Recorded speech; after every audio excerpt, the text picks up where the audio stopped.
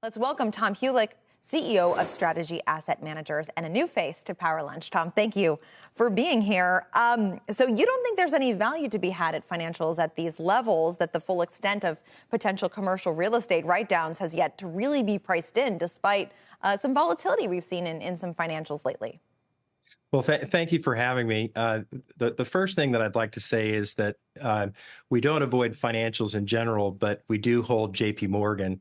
We avoid companies with a lot of leverage. And right now you're seeing companies like New York Community Bank, Commercial Bank, have exposure in the real estate sector. They could have commercial, they could have industrial, they could have multifamily, but that's a stress. That's a big stress.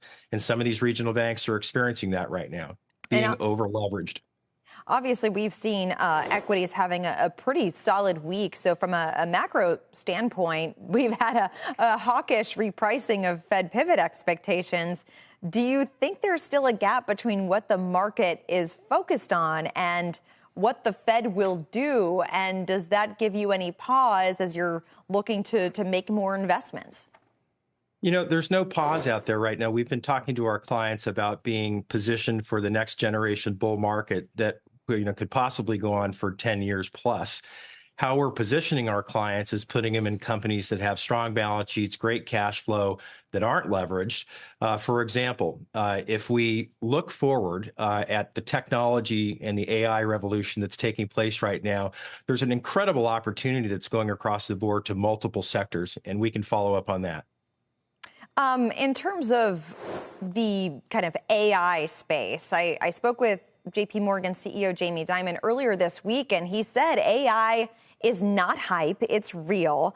I know you're focused on this next phase, the monetization phase of the AI boom. That has certainly been met with fervor so far. How confident are you in the ability of this AI-driven momentum to truly broaden out across the broader market?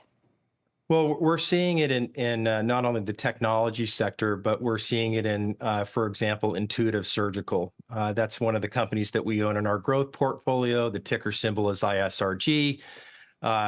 If you're not familiar with what Intuitive does, they created the Da Vinci robot to assist people with surgical procedures that are very complicated.